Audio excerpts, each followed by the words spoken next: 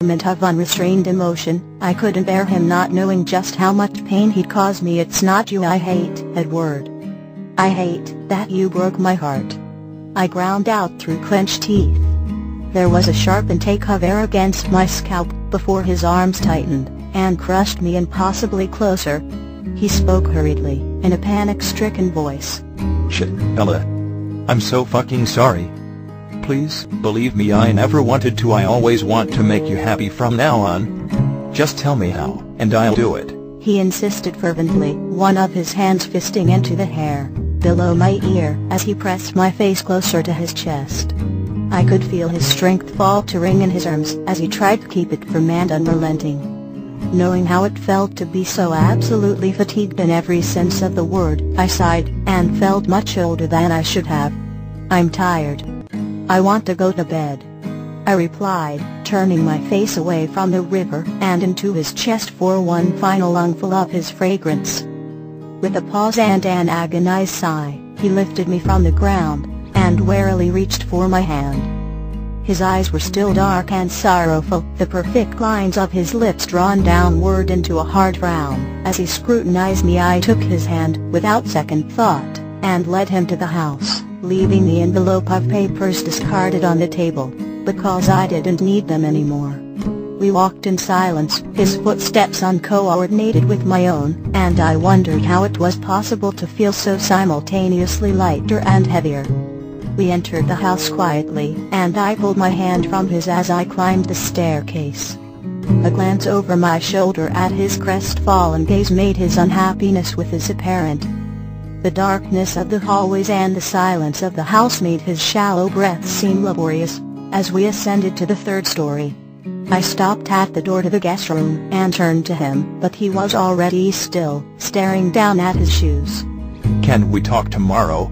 He asked in a whisper, glancing dismally at the door I stood in front of. I rolled my eyes and turned the knob, watching his brows furrow in confusion as I entered, and flicked on the light. I entered, and spotted the clothing lying haphazardly on the floor, where I had thrown it.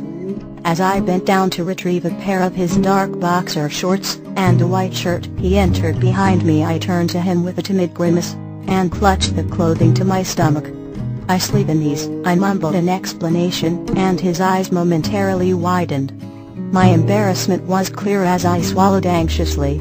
Rose confiscated my pajamas, I defended, recalling the day in which she'd insisted I get out of bed, and had refused to give me back my only pair of pajamas. I was happier sleeping in Edward's clothes anyways, but was too uncomfortable admitting it to him directly. A rueful smile tugged at his lips, before it disappeared, and was replaced with an emotionless mask. Good night, he said, and held the door open for me as I scuffled toward him. The look of bewilderment on his face when I laced a finger through one of his belt loops and tugged him forward into the hall with me was nearly comical. What? He muttered, visibly puzzled. I rolled my eyes again. I said, I was tired. I want some sleep. You said you'd do anything to make me happy, right? I asked, raising my eyebrows expectantly. For one split second, his eyes once again shone and sparkled in that elated fashion, before he sighed. That's probably a really shitty idea, with us me and all. He trailed off into a nervous voice, while shifting his gaze anxiously down the hallway. As if I care. First of all, I sniffled residually and kept tugging him forward until his feet moved with mine and his footsteps followed me down the hall. You and I are both 18. I opened the door to my bedroom and didn't bother turning on the light as I entered. And as me has proven to be unpredictable. She'll either kill me, or throw us a party. There's really no telling with her anymore. I shrugged and turned to him. He had a look of regret on his face so pure that it startled me. I missed your birthday. He strained, as he stood awkwardly in the doorway. I nodded, and quickly turned away from him to enter the bathroom. I closed the door to change and tried to shove down the resurgence of hurt remembering my 18th birthday 1 week prior. It had been an uneventful day in which everyone had attempted to lift my spirits, ruthlessly. Regrettably, I was completely insufferable, and found no cause for celebration. when I emerged from the bathroom in his clothing. He was standing in the middle of the room with his hands shoved deeply into his jacket pockets. He looked as if he felt out of place, but really, he looked like he was always meant to be standing there in the dark, in that position with his eyes shifting the room. When his gaze jerked to me, my face felt warm and flushed. I hesitantly wandered to the bed, feeling his eyes on me the entire way. His boxer shorts felt comfortable and familiar, as they hung limply from my waist, but I felt naked and exposed, so I quickly jumped onto the bed, and slid under the cover of the blankets. He stood uncertain in the middle of the room, before he slowly removed his jacket, and tossed it onto the sofa. He bent down to unlace his shoes, taking them off and setting them aside. I was restless under the sheets, impatient for his presence, and watched anxiously as he traveled to the opposing side of the bed, and pulled down the covers. His eyes were fixed on mine as he lifted himself onto the mattress, and settled at my side. It was quiet, and still, as we both lay on our backs in the dark, and even though I was impatient and anxious to be in his arms, I was tentative. "You know," I whispered, and felt his head turn on the pillow toward me. I swallowed. "This doesn't make everything okay," I warned, finally turning my face to meet his gaze. His eyes bore into mine with a painful intensity. I don't want any misunderstandings," I clarified, unable to concede leading him on, but needing the sleep, comfort, and affection he granted. It was possibly a little unfair, and I hated feeling as though I was using him. I gained a little reassurance from scrutinizing the dark circles around his eyes that indicated his own need for rest. He nodded sullenly, his throat bobbing, before turning his face back to the ceiling. Just as I was beginning to turn my body into his, he whispered, "Do you think, maybe?" He paused, closing his mouth abruptly. I stilled my movements and looked at him imploringly. He glanced at me sideways, tense. "Do I have any chance?" he asked, rigid and motionless, and beseeching. I frowned, and finished my shift to my side, tucking my hand underneath the pillow as I gazed at him.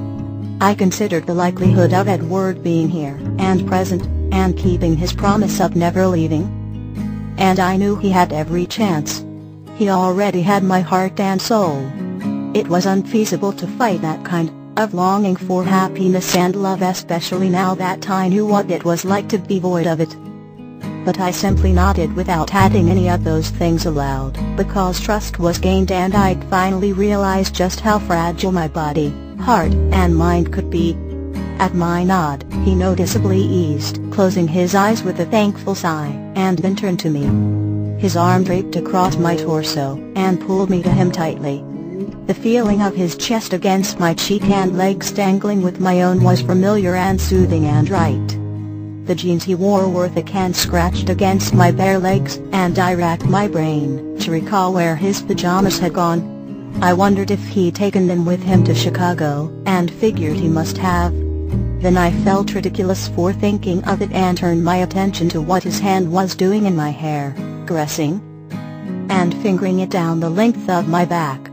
His hair was soft. The added length from his months away made stroking it feel somehow different, yet also calming. It was Edward, just more of him. His time away had changed him in some way, and I was both excited and frightened to discover how. I felt his weary and relieved exhale into my hair, his lips on my scalp, his toes on my ankles, and I smiled.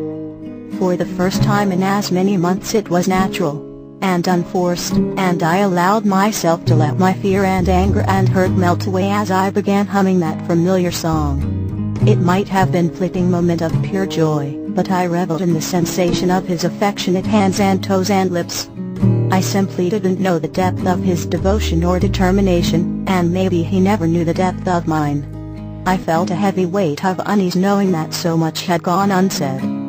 I vowed then, as I felt him slipping into unconsciousness, to put just as much effort into giving Edward a chance as he put into fulfilling it. Tomorrow I'd begin looking for the bigger picture. But tonight, cradled inside the white walls of a revived sanctuary, we would sleep, peacefully entwined.